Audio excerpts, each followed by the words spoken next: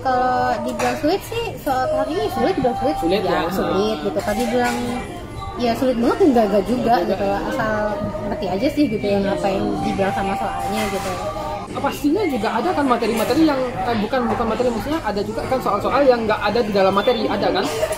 Ada kan? Ada beberapa ada yang kayak gimana ya?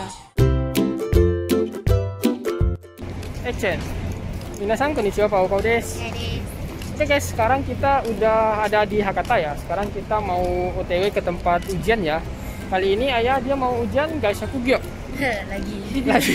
Ini yang kedua ya, dan pasti lulus ya. Ya. Nah, sekarang kita udah ada di Hakata ya. Nah, jadi di sini lihat Hakata. Mana sih? Ah, ini ya Hakata. Nih, ini dari Hakata depan ya. Di Hakata bagian depan, jadi kita mau ke lokasi tempat ujiannya.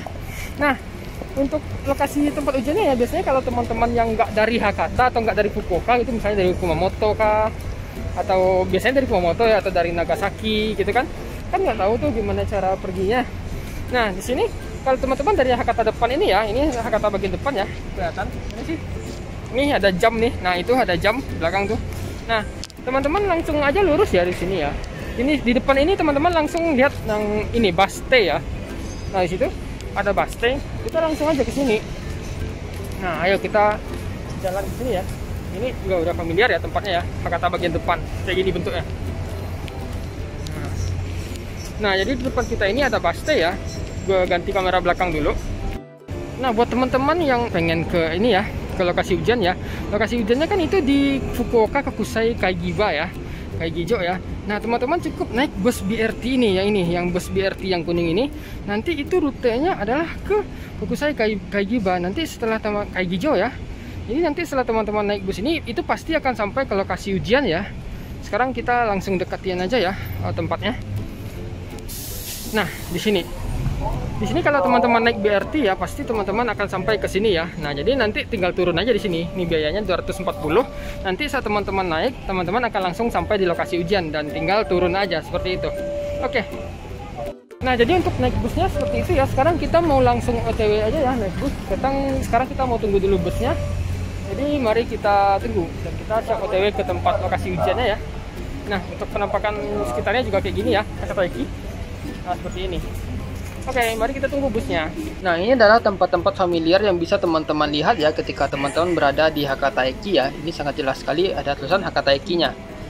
Dan ini gue udah naik bus ya, ini naik BRT, ini bus gandeng ya. Itu panjang ya busnya dari belakang sampai ke depan.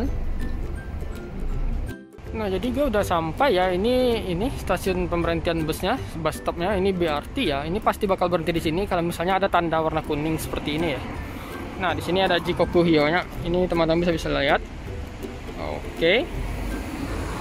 Nah, di sana ada BRT ya. Itu mau yang jalan pulang ya. Nah, ini bentuk penampakan gedungnya. Di sini ada tulisannya ya, Fukuoka International Congress. Terus ini juga penampakan gedungnya. Di sini juga ada ya.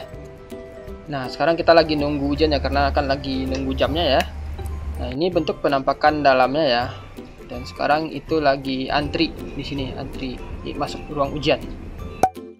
Oke guys, sekarang ini tanggal berapa ya sekarang ya? Tanggal 25 bulan Juli ya, bulan 7 ya. Nah, jadi itu untuk ujian hasil OTAF-nya udah keluar ya. Jadi sekarang ini ayah ngecek, soalnya itu di email ada ya. Dan ayah sekarang ngecek. Bentar.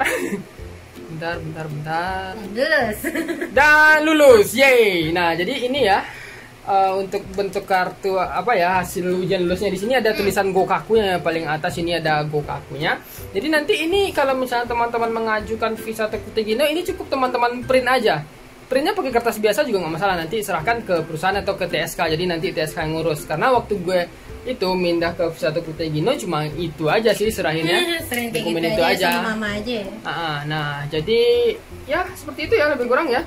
Enggak sulit kok. Nanti teman-teman tinggal login aja ya, login ke ini, ke websitenya OTAF, login pakai akun teman-teman gitu kan. Kecuali kalau seandainya teman-teman itu pakai agent ya, atau minta perantara ya untuk daftarnya, minta lihat hasilnya ke perantaranya atau ke agentnya seperti itu.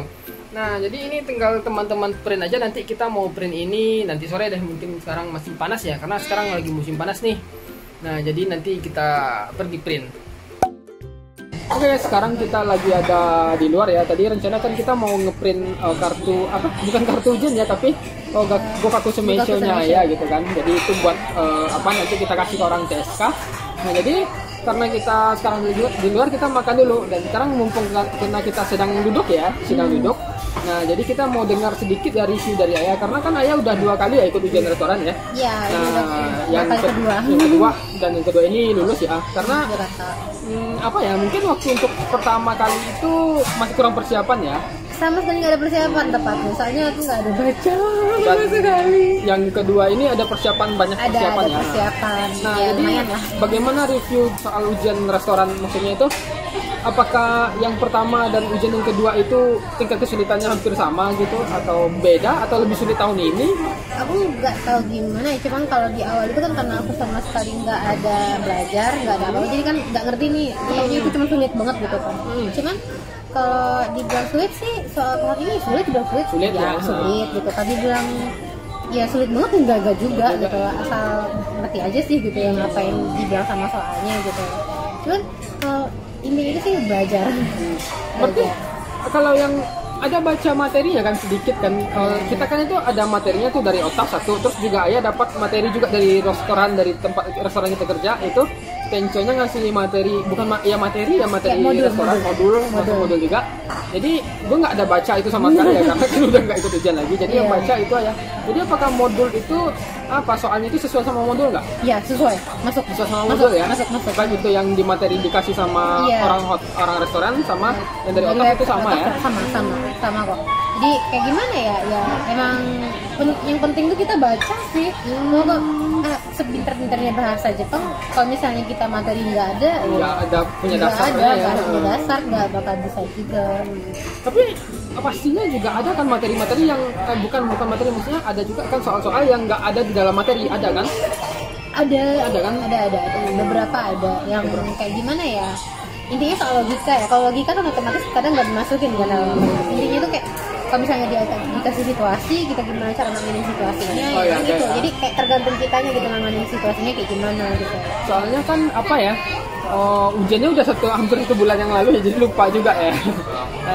Jadi sebenarnya kalau untuk ujian restoran ini dari berdasarkan pengalamannya Ayah ini ya, waktu itu kan waktu ujian yang pertama kali kan karena kurang persiapan, jadi mungkin hasilnya nggak memuaskan gitu kan. Nah, untuk ujian yang yang kedua kali ini itu persiapannya benar-benar baca materi, ikutin contoh soal, juga ada yang gue kasih contoh soal itu diikutin sama Ayah, dan itu hasilnya lulus ya. Dan biasanya kita itu pasti tahu ya berapa skor kita minimal lah gitu ya. Waktu ujian itu kan aku udah berasa sih sebenarnya gitu kan.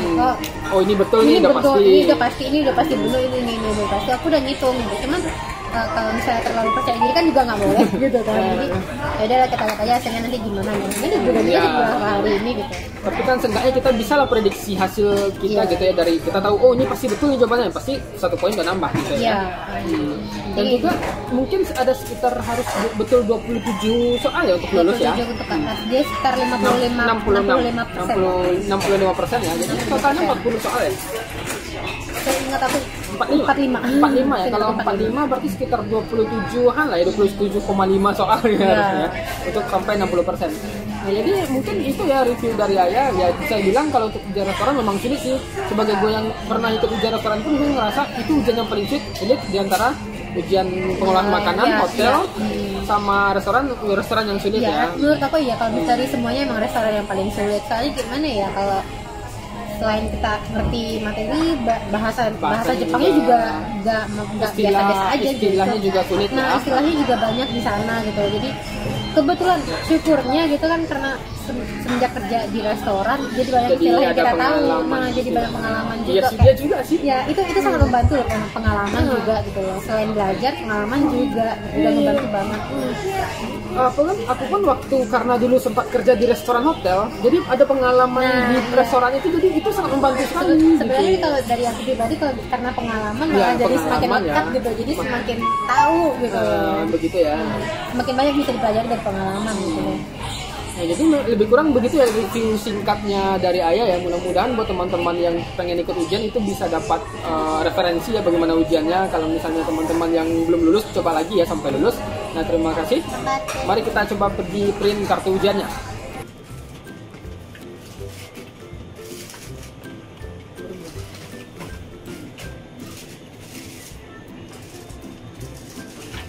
pakai gloss. Yeah.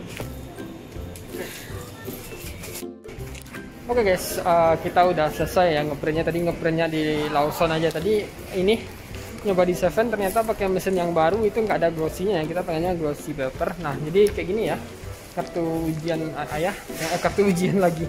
Ini apa ya namanya, sertifikat lulus untuk ujian restorannya. Nah jadi ini sertifikatnya kita print sendiri ya. Jadi nanti setelah itu baru dikirim atau diberikan ke orang TSK. Nanti biar orang TSK yang ngurus semuanya, kita cuma ngasih itu aja sih dan persyaratan yang lain-lainnya. Nah jadi lebih kurang seperti itu ya caranya, tinggal di print aja sih, dan biasa aja sih kertasnya nggak apa ya, nggak, biasanya kan kalau sertifikat itu ada frame-nya ya segala macam, tapi nggak perlu sih frame atau apapun, yang penting ini fungsinya bisa untuk nge-apply visa atau Tegino seperti itu. Oke, sekian ya videonya, lumayan panjang juga. Nah Om ini tuh. Nah terima kasih buat teman-teman yang udah nonton video ini sampai habis. Kalau seandainya teman-teman masih punya pertanyaan, silahkan aja tulis di komen ya. Kita bakal jawab sebisa mungkin, dan sampai ketemu di video berikutnya. Kak.